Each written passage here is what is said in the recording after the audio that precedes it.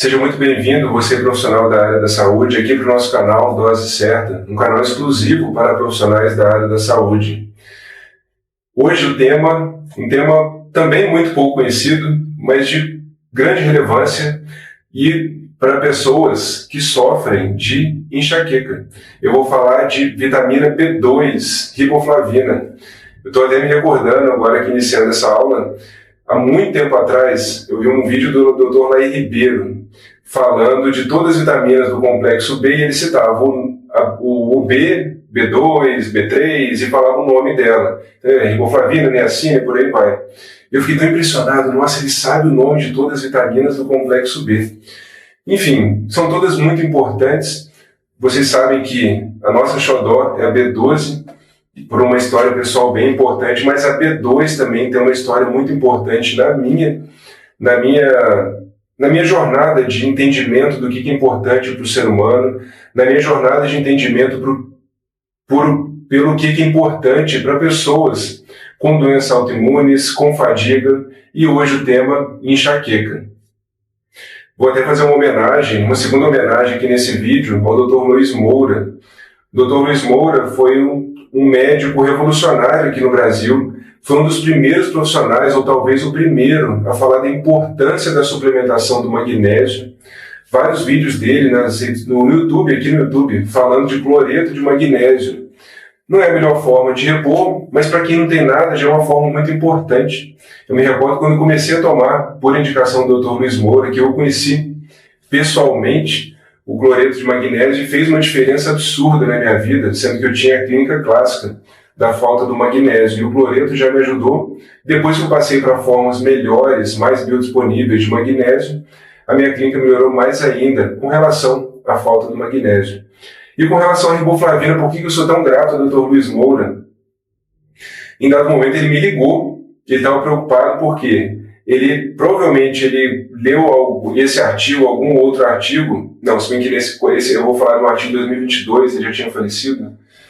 Ele entrou em contato com alguma outra informação e ele falou da importância da riboflavina para pacientes com urticária e alergias de maneira geral. E a dose que ele me citou foi a mesma desse artigo, 100 mg 4 vezes ao dia, uma mega dose de riboflavina. E explicou da riboflavina e tudo mais, que ele já tinha até usado em alguns pacientes e viu resposta clínica boa. Enfim, eu achei muito estranho, porque eu nunca nem tinha ouvido falar sobre riboflavina ou vitamina B2, mas depois eu comecei a estudar mais, depois eu vim a conhecer com mais profundidade a riboflavina, fazendo estágio com o mestre da vitamina D, Dr. Cícero Galil Coimbra. Segundo o Cícero Coimbra, a vitamina D3 ela precisa, no mínimo, de 2 cofatores para ser ativada.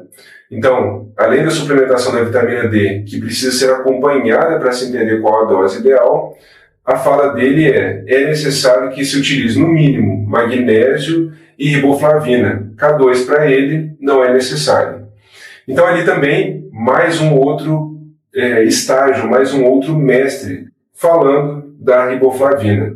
Eu tenho muita gratidão, eu tive ótimos, excelentes mestres na minha jornada.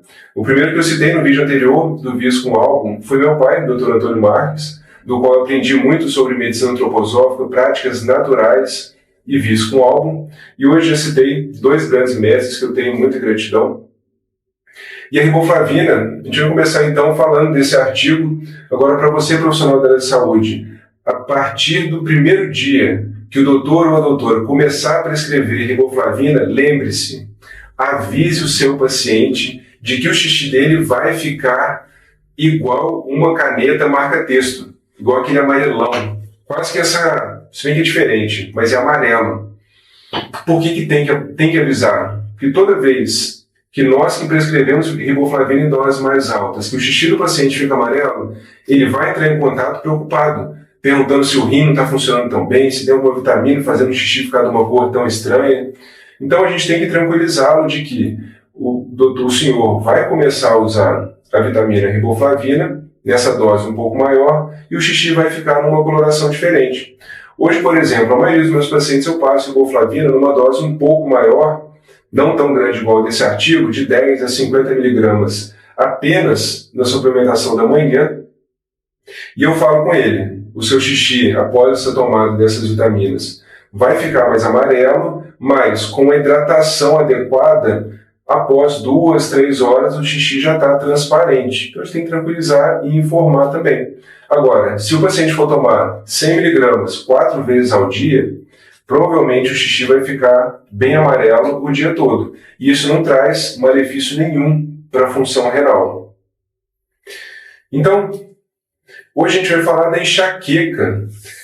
Estima-se que cerca de 10% do mundo sofra com enxaqueca, principalmente mulheres, principalmente de grandes centros urbanos.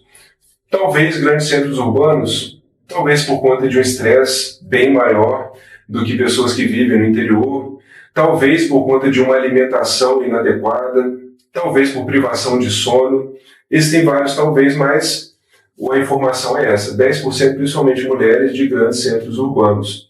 Uma doença que, segundo a Organização Mundial de Saúde, ela é uma das 10 doenças que mais levam os pacientes aos médicos, procurando ajuda por ser altamente incapacitante.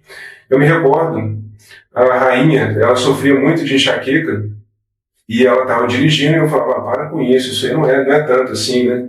Até o dia que eu tive uma crise. Eu falei, gente, vou morrer, parei na estrada, fiz uma drama. E ela falou, isso aí, seja bem-vindo, isso é enxaqueca. Então, realmente, ela é altamente incapacitante, só que ela também não tem um sinal ali, não tem uma ferida, não tem um exame para mostrar que existe enxaqueca. Então, a gente tem que realmente respeitar a pessoa que tem sofrido. Ela é caracterizada por uma dor de cabeça, normalmente pulsátil, que pode ser de um lado ou de outro, ou dos dois lados, pode durar de horas a dias e pode ocorrer em conjunto com várias outras sintomatologias, como náuseas, vômitos, fotofobia, fonofobia. Então, muitas vezes o indivíduo ele quer ficar preso no seu quarto, sem luz, sem som, e o mínimo barulho atrapalha. Então, altamente incapacitante essa doença. É, como eu falei, uma das 10 principais doenças que requer consultas médicas. Existem várias teorias, mas a gente sabe que existe uma hiperexcitabilidade do sistema nervoso e desequilíbrio de neurotransmissores. E existe a teoria de uma mitocondriopatia. Existe a teoria de que existe déficit de energia nas mitocôndrias, principalmente do sistema nervoso central. E, segundo essa teoria, a gente vai chegar nesse artigo de 2022, um artigo de revisão que ele estudou 8 artigos de revisão, mais um que englobou cerca de 673 pacientes com enxaqueca e que utilizaram riboflavina na dose de 100 mg 4 vezes ao dia por pelo menos 3 meses. E a conclusão foi que tiveram excelente resultado na utilização da riboflavina, principalmente como tratamento profilático. Então a ideia também não é tratar a crise de enxaqueca com riboflavina, não é a conclusão desse estudo. A conclusão é que a riboflavina ela consegue ajudar na prevenção da enxaqueca. E cita-se também, o que a gente já sabe, como efeitos colaterais dos tratamentos convencionais. Porque se o tratamento convencional fosse isento de efeitos colaterais, não teria necessidade de se buscar alternativas mais eficazes ou sem efeitos colaterais. No caso, a riboflavina não possui efeito colateral. Efeitos colaterais mais comuns: distúrbios gastrointestinais, sonolência, tontura, cefaleia de rebote, ganho de peso. O verão está chegando, ninguém vai querer ter ganho de peso. Complicações cardiovasculares, toxicidade hepática e renal e alterações de humor.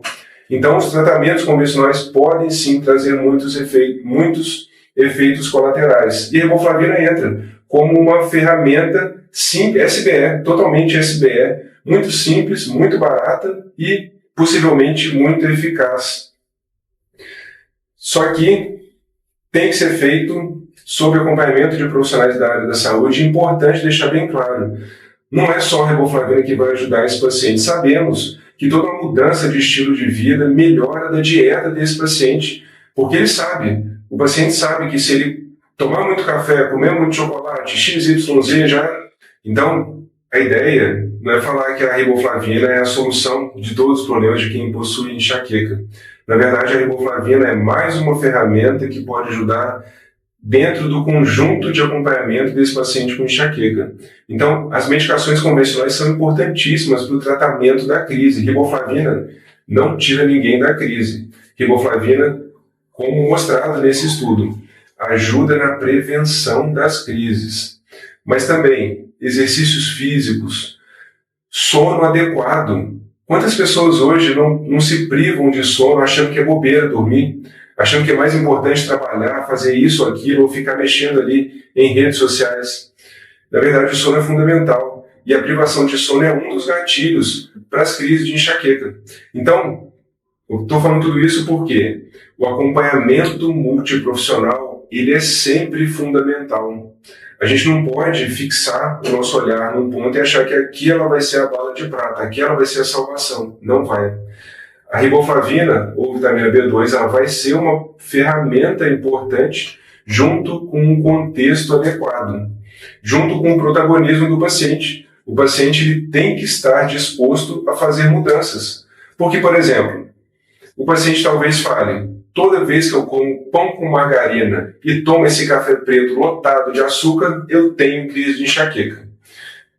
E o profissional vai falar com ele: olha, a riboflavina vai ajudar, mas o senhor precisa mudar essa dieta, precisa ir ao nutricionista para fazer melhores escolhas.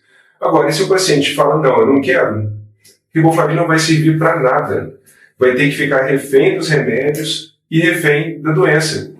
Então, o protagonismo, a capacidade do paciente ser flexível e mudar esse estilo de vida vai ser fundamental. Sem isso, não tem nada que pode ser feito. Eu falo muito para os meus pacientes e chego até a perder pacientes, mas eu falo que é uma perda boa, porque o paciente que não quer mudar estilo de vida, ele não vai agregar em nada, porque o nosso trabalho é sobre ajudar pessoas que querem ser ajudadas, e não só sobre atender pessoas. Então, esse paciente tem que ser protagonista, não adianta não fazer outras mudanças, e a riboflavina nessa dose vai ser importantíssima. Um outro detalhe fundamental, que não está aqui nesse artigo: a riboflavina é altamente sensível à luz. Então, importante sempre que prescrever riboflavina, prescrever em cápsulas opacas. Por quê? Assim como vitamina C, assim como várias outras vitaminas, ela é sensível à luz solar e pode se degradar. Então a gente vai sempre prescrever vitamina B2 em cápsulas opacas, para não haver perda dessa vitamina. Então, doutora, agora o doutor aprendeu sobre riboflavina. Caso vocês tenham interesse em se aprofundar mais sobre riboflavina, tiamina, metilcobalamina, sobre os folatos, na plataforma Dose Certa, a gente tem conteúdo de sobra, exclusivo para profissionais da área da saúde, e vocês são muito bem-vindos lá.